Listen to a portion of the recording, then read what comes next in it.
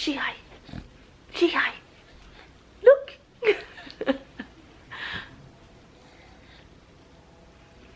Hi. You wanna say hi? You wanna say hi? Looky. I'm honestly so happy I didn't buy this book because I would have been pissed. Hi everyone, welcome back to my channel. My name is Jerso and today I am here with my January wrap up. So January was a kind of interesting month for me. I was in the biggest reading slump. I didn't finish a book until like the 20th, and then I ended up reading 7 books this month somehow. But yeah, in terms of quantity, 7 books, I think it's pretty good for not like finishing one until like the 20th. But quality wise, we were not feeling most of the books that I read this month. Well, I feel like it's pretty even. I had a good mix, but I wish there were more books that I really enjoyed. But if this is how the rest of 2021 is going to go, we might have some problems. So I'm just gonna go ahead and start talking about the books. So the first book that I ended up finishing this month was Becoming by Michelle Obama. I listened to this on audio and of course I gave it 5 stars. It was so good. Her story was so moving. Just hearing about how she, if you guys hear anything in the background, it's Stella chewing on a stick. So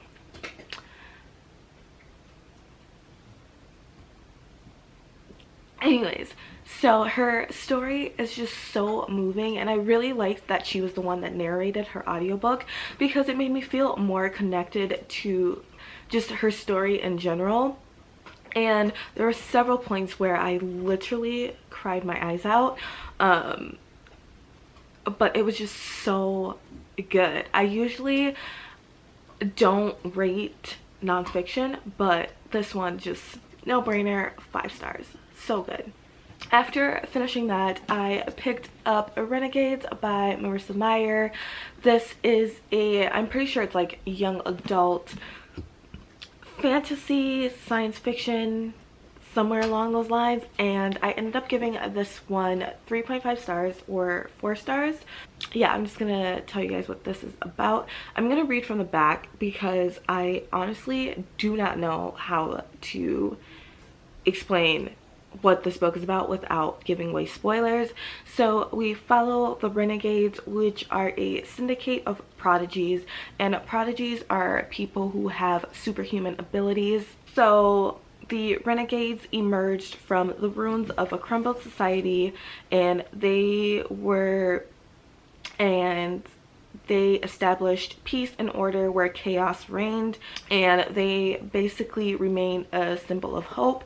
And then we also follow Nova, who hates the Renegades because she feels that they are responsible for the death of her entire family. So as she is on a mission of vengeance, and she decides to infiltrate the Renegades and start disassembling them from the inside out.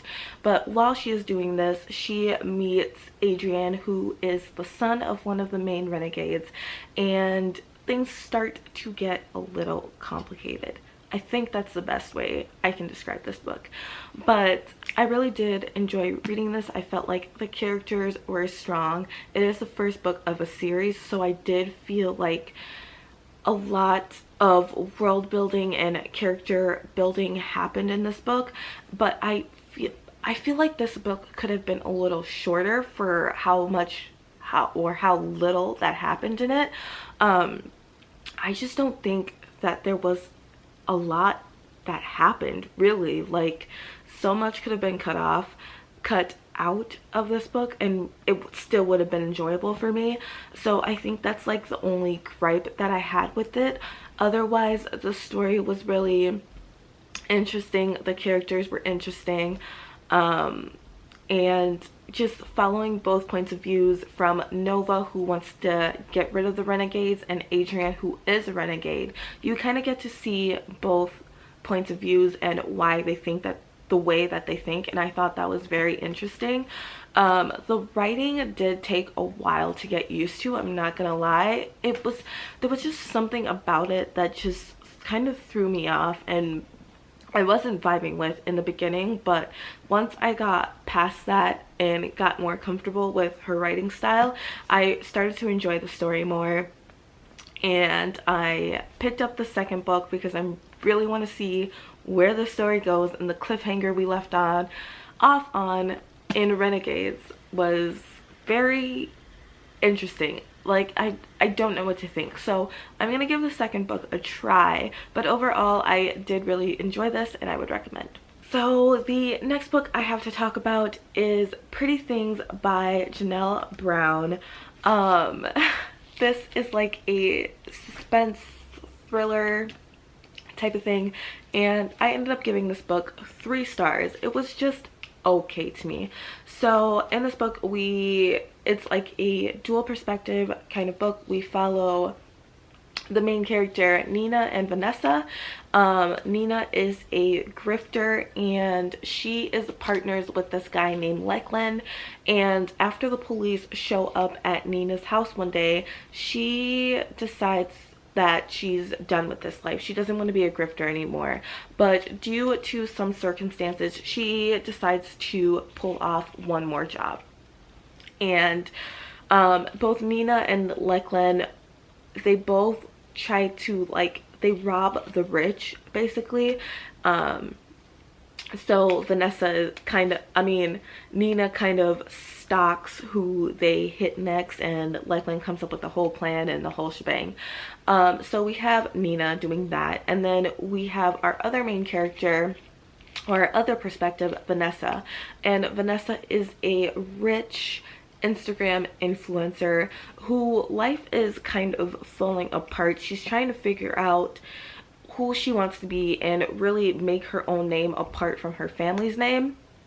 And so Nina comes up with this plan to rob Vanessa, and both points of views and all the characters kind of meet and their stories intertwine, and you get to learn more about each of them separately and just the circumstances that got them to where they are now. This was, like I said, just okay. It seems like every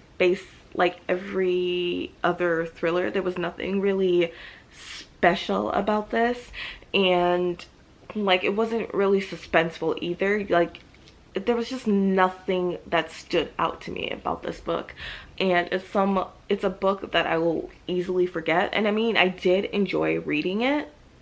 I just felt like it was very slow. Not much happened plot wise. It was more so character development, and I didn't really like or love any of the characters in here. They were just like, okay, and just, I don't know what else to say about this book other than that it was just okay. The next book I'm going to be talking about was probably one of my favorites for this month, and it was A Good Girl's Guide to Murder by Holly Jackson. And this is a YA mystery thriller, and I ended up giving this book 4.5 stars. It was so good, so good.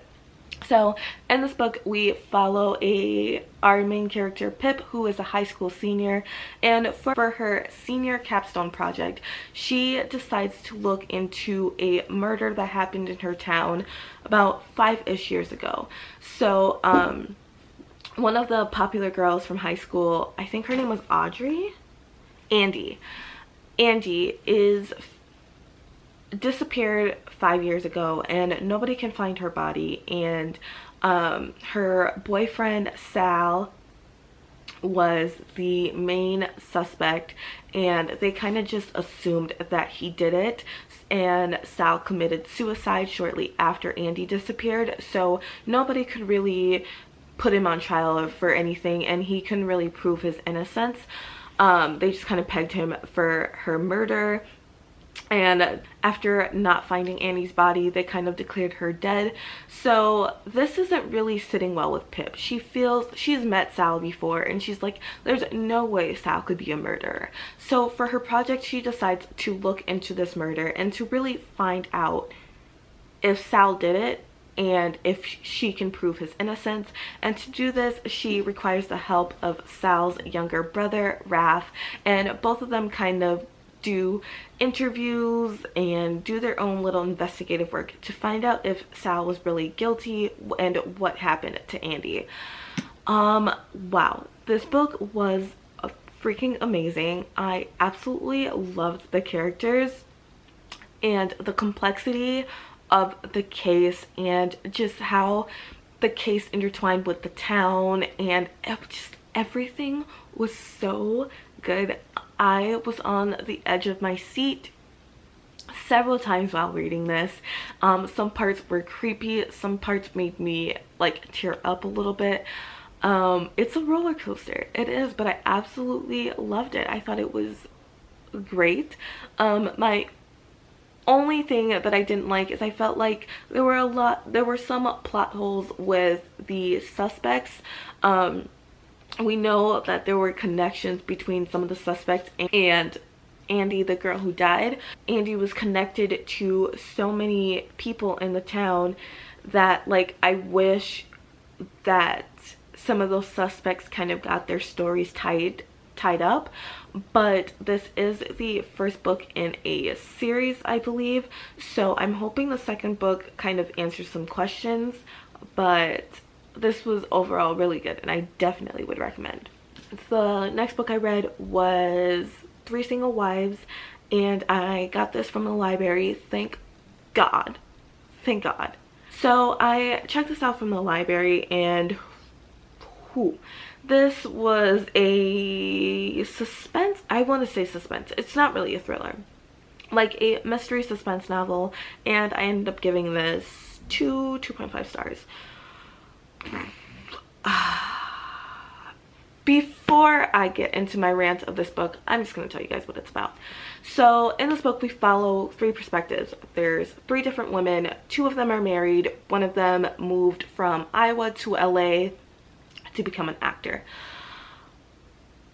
We know that one of the husbands has been murdered, but we don't know which of these women did it. And then there's also like a fourth side character, and she just, I don't know why she is in this book, but we have her here.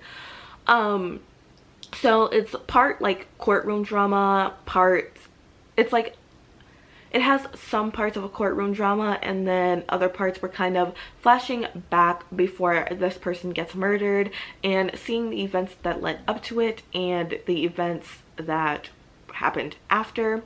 So yeah, you're reading, you find out who dies and why they died, and there's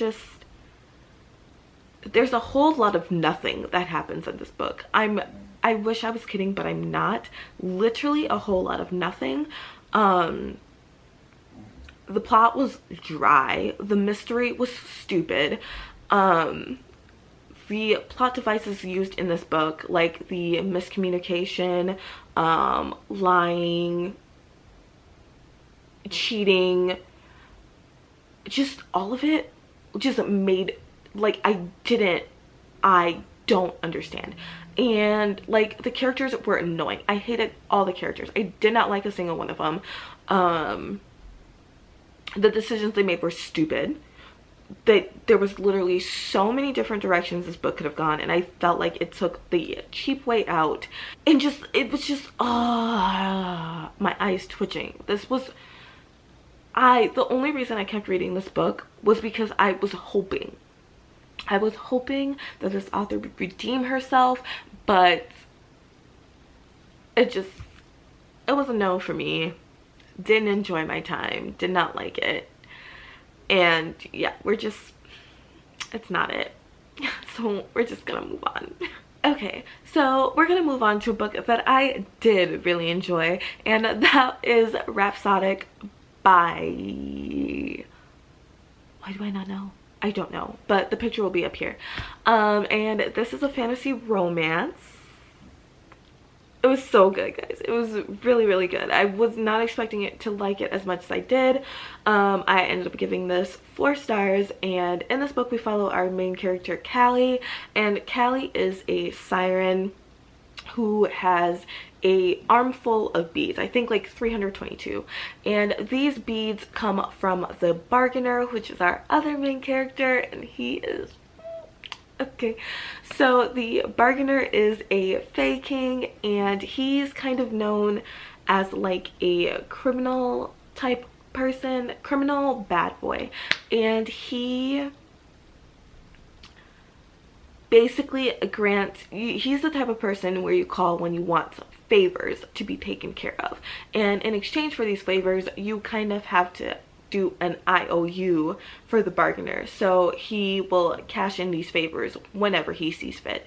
So Callie, who has like 322 beads on her arm, which is super unheard of because the bargainer usually doesn't grant that many bargains, usually like 1 or 2 per person. So 7 years after they last seen each other, the bargainer shows back up in Callie's life and is like, I'm ready for you to return those favors. And this book follows their relationship 7 years prior and how she accumulated all those beads, and then we also see their present relationship when the bargainer comes back and is ready to redeem those favors. And this was so good. This was so good. I loved the romance, and I was worried that the romance would overtake the entire book and there wasn't going to be a lot of plot, which is what I see most of the time that happens. But the backdrop story, it is more romance than plot, I will say, but the plot kept me reading and the romance just made my heart happy. I absolutely love this. The only thing I will say is I feel like some of the explanations were a little bit sped through, like things felt a little bit rushed and not really explained too much in detail, so I would have liked a little bit more detail. But I do understand that it is the first book of a series, so I'm hoping we get those questions answered in more details in the next book, which I will be reading, because this was just so good. So good. I absolutely loved it. The last book that I ended up reading in January was Bully by Penelope Douglas. This is a adult bully romance, and I ended up giving this 3.5 stars. In this book we follow our main character Tate, and Tate has been bullied all through high school by Jared, and they used to be best friends, but somewhere along the line before their freshman year of high school, Jared kind of changed, and once they entered their freshman year, he really started bullying Tate, and Tate had no idea what she did wrong or what happened.